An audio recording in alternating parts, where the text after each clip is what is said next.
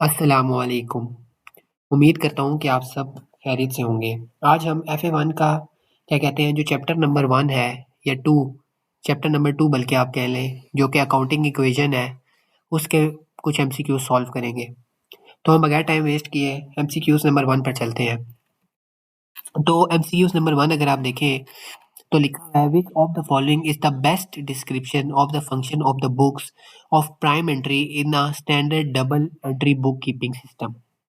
मतलब कि उन्होंने यहाँ प्राइम एंट्री की जो बुक्स होती हैं उनकी डेफिनेशन पूछी है। तो सबसे पहले आपको पता होना चाहिए प्राइम एंट्री की बुक्स क्या होती हैं। Prime entry prime entry books जो होती हैं वो बुक्स होती हैं जहाँ आपकी कोई भी जब ट्रांजैक्शन होती है मतलब कि पैसों की लेन-देन होती है तो उन बुक्स में वो सबसे पहले रिकॉर्ड की जाती है। तो प्राइम एंट्री की बुक्स वो बुक्स हैं जिनमें आप जो भी ट्रांजैक्शन हो उसको सबसे पहले रिकॉर्ड करें। इसकी कुछ टाइप्स हैं जैसे कि सेल्स सेल्स डे बुक है, डे बुक या आप कह लें purchase day book, purchase day book है और इसकी एक और है पेटी पेटी कैश की बुक है, ठीक है? और हमारे पास और भी आती हैं सेल रिटर्न बुक भी इसमें शामिल है और परचेज़ रिटर्न बुक ये भी हमारे पास इसमें शामिल है। अगर अब इसको मैं ऊपर कर देता हूँ ताकि आप लोगों को नज़र आए। तो परचेज़ रिटर्न बुक भी इसमें शामिल है और इसमें और भी एक और होती है और वो है कैश बुक।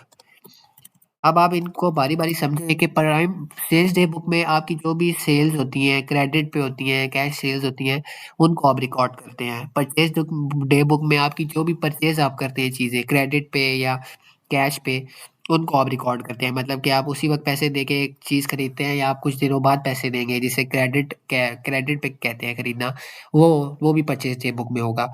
पेटी कैश में जो आपके छोटे-मोटे खर्चे होते हैं, वो आप रिकॉर्ड करते हैं। सेल रिटर्न में जो आप सेल्स वापस आपको मिल रही है, आपका कस्टमर आपको वापस कर देता है कुछ प्रोडक्ट्स, तो उसको रिकॉर्ड करते हैं और परचेज़ रिटर्न बुक में आप आपने खरीदी हुई चीज़ें आपको सही नहीं लगी या एक्स्ट्रा होगी, तो वो आपने वापस कर दी उसको और कैश बुक में आपकी जितनी भी कैश बुक की सेल्स रिकॉर्ड होती हैं, वो सारी हैं।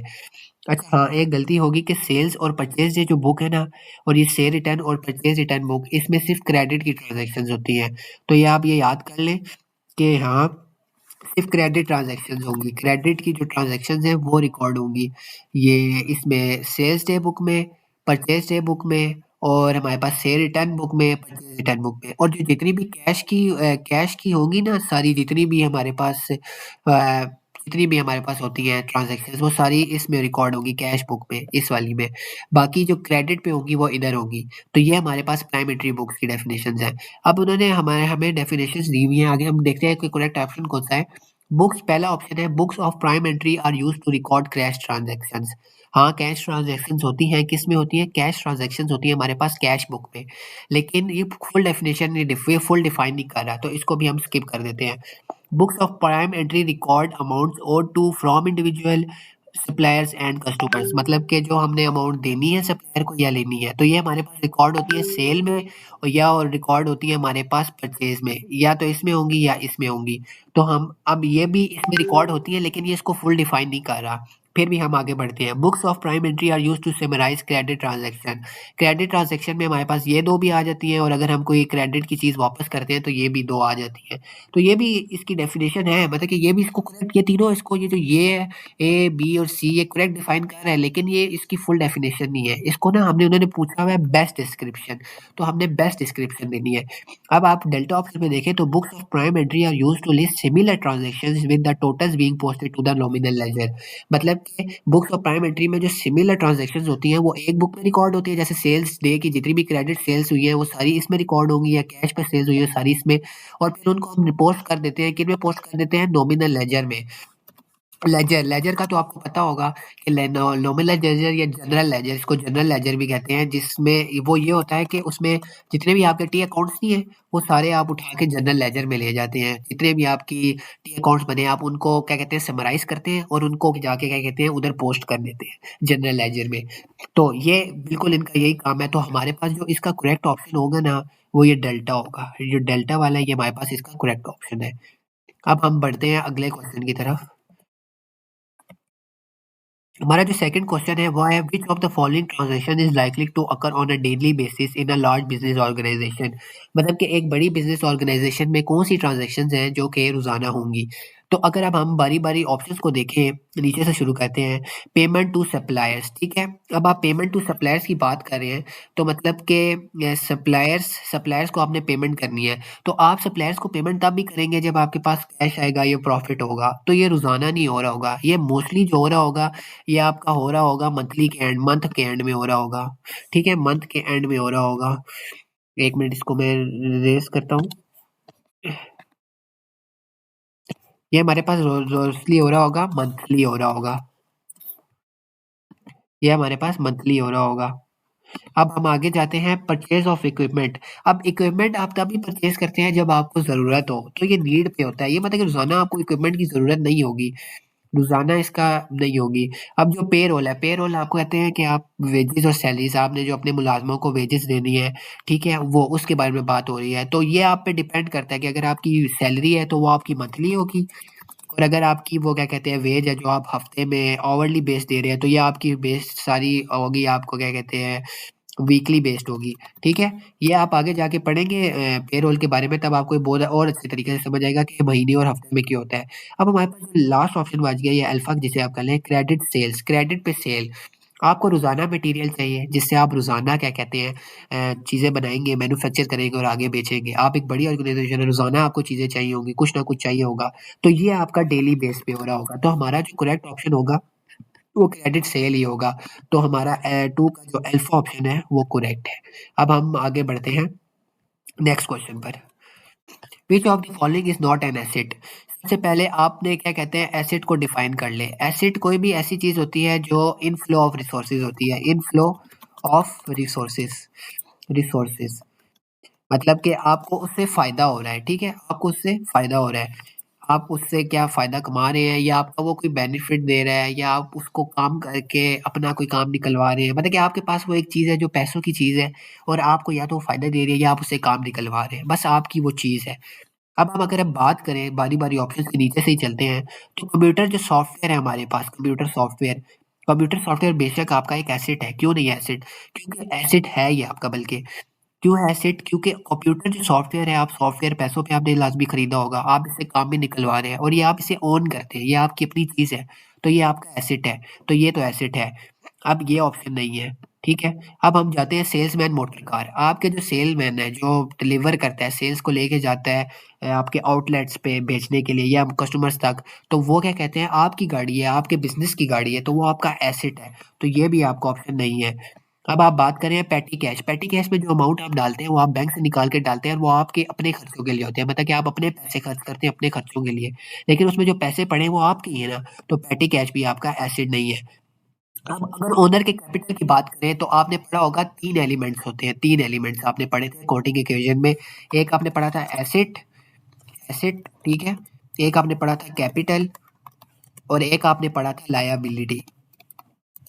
अब ये 3 एलिमेंट्स आपने पढ़े थे, तो आपने देखा था क्या कहते हैं कि इसमें आपने जो कैपिटल है वो एक अलग एलिमेंट के तौर पे पढ़ा था। तो कैपिटल जो है वो कभी एसेट नहीं हो सकता, वो एक अलग एलिमेंट है। तो इसमें जो करेक्ट ऑप्शन है वो अल्फा है। अब अगर हम अगले क्वेश्चन की तरफ बढ़ें जाएँ, तो हमारे पास जो नेक्स्ट लिखा हुआ है the accounting equation can be written rewritten as. दोबारा लिख सकते हैं अकाउंटिंग इक्वेशन को, तो वो कैसे लिख सकते हैं? तो अब हम इसको सॉल्व करते हैं। सबसे पहले हम अकाउंटिंग इक्वेशन को लिख लेते हैं, जो कि कुछ यूँ थी। एसेट जो है वो हमारे इक्वल होते हैं, क्या कहते हैं, ओपनिंग कैपिटल के। ओपनिंग कैपिटल प्लस प्लस हमारे पास क्या कहते हैं, हमारे पास जो प्लस ऐड हो रहा होता है वो एडिशनल कैपिटल होता है, ठीक है। और हमारे इसको मैं लेके जाता हूँ, इधर ले जाता हूँ ताकि आपको सही से नज़र आए। ठीक है, एडिशनल कैपिटल हमारे पास ऐड होता है। उसमें और हमारे पास जो ऐड चीज़ हो रही होती है वो हमारे पास प्रॉफिट ऐड हो रहा होता है, ठीक है। प्रॉफिट ऐड हो रहा होता है, माइनस हो रहा होता है हमारी क्या कहते हैं लॉस माइनस हो रहा होता है। और मैं हमारे पास एक और चीज़ माइनस हो रही होती है, वो होती है क्लोजिंग कैपिटल माइनस हो रहा होता है। क्लोजिंग कैपिटल, बल्कि अभी क्लोजिंग कैपिटल को छोड़ दें, आप कर दें ड्राइंग माइनस हो रही होती है। ये आपकी पहली इक्वेशन है, ठीक है। एक इक्वेशन ये रही जो आपने पढ़ी होगी। अपने नोट्स में। ये आपकी एक इक्वेशन है। ये आपका opening capital plus additional capital plus profit plus minus loss minus drawing. और इसमें एक और चीज़ थी आप लोगों के पास, और वो थी क्या कहते हैं, लायबिलिटी। तो लायबिलिटी भी आपके पास ऐड हो रही होती है। अब ये आपकी एक इक्वेशन ठीक ठीक है। और दूसरी आपने जो इक्वेशन पढ़ी थी वो भी मैं नीचे लिख देता हूँ, वो थी क्लोजिंग कैपिटल के बारे में, कि क्लोजिंग कैपिटल का क्या इक्वेशन है। तो वो हमारे पास थी कि ओपनिंग कैपिटल जो था वो हमारे पास ऐड हो रहा है, और उसमें क्या कहते हैं माइनस हमारे पास जो चीज़ हो रही, प्लस एक और चीज़ प्रॉफिट हो रही है, प्लस हमारे पास हो रहा है एडिशनल कैपिटल, एडिशनल कैपिटल। और हमारे पास जो चीज़ माइनस हो रही है वो हो रही है लॉस माइनस हो रहा है, और माइनस हो रहा है ड्राइंग माइनस हो रही है। तो मतलब कि आपने ये फॉर्मूले आपने याद किए होंगे, आपको ये याद होंगे, या समझ के भी करें तो ये आपको याद हो जाते हैं, ठीक है। अब हमारे पास अगर हम इसको देखें तो हमारे पास ये दो इक्वेशंस थी। अब इन दो इक्वेशंस को कंपेयर करके हम ऊपर वाली इक्वेशन देखते हैं। अब ऊपर उन्होंने सबसे पहले इक्वल ढूंढे हैं, तो हमारे पास जो इक्वल आप देख रहे होंगे ये आ रहा है पहली इक्वेशन में, ओपनिंग कैपिटल प्लस प्रॉफिट। उन्होंने एक साइड पे ओपनिंग कैपिटल को रखा है और दूसरी तरफ प्रॉफिट को रखा है, मतलब कि उन्होंने इस चीज को, प्रॉफिट को और ओपनिंग कैपिटल, इसको एक साइड पे रख दिया और बाकियों को उधर ले गए। तो एसेट इधर हो गया, ठीक है, माइनस लायबिलिटी होगी, लायबिलिटी इधर पॉजिटिव उधर जाके माइनस हो जाएगी, ये भी ठीक है।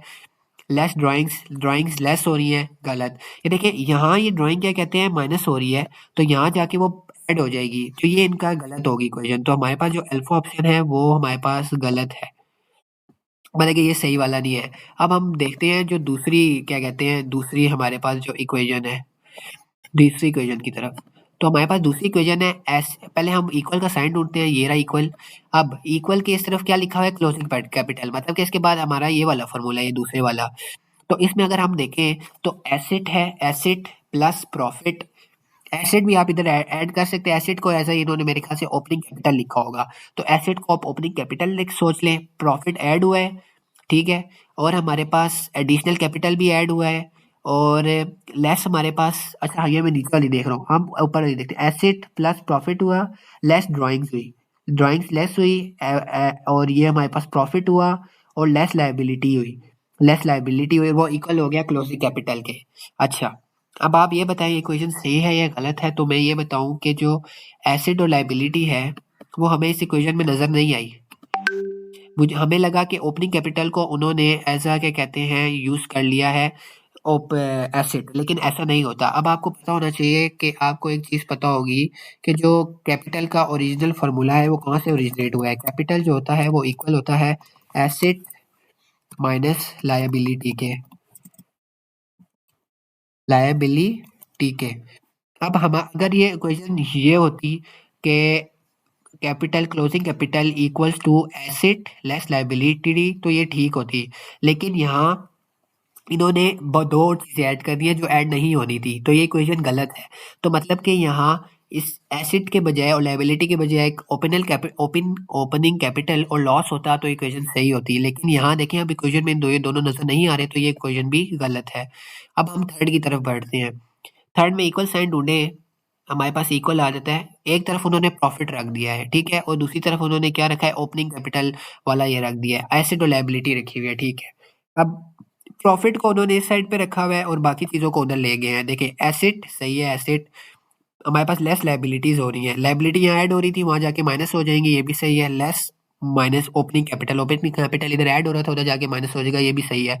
प्लस ड्राइंग, ड्राइंग यहाँ माइनस हो रही थी वहां जाके ऐड हो जाएगा, ये भी सही है। और बाकी उन्होंने चीजें दी हुई नहीं है, तो ये इक्वेशन सही है। तो हमारे पास जो करेक्ट ऑप्शन इधर बनता है ना, वो हमारे पास बन जाता है चार्ली। मतलब कि हमारे पास जो चार्ली ऑप्शन है वो हमारे पास कौन सा है, करेक्ट ऑप्शन है। तो हम इसको मार्क कर लेते हैं, और हमारे 4 का भी ये ऑप्शन करेक्ट हो गया।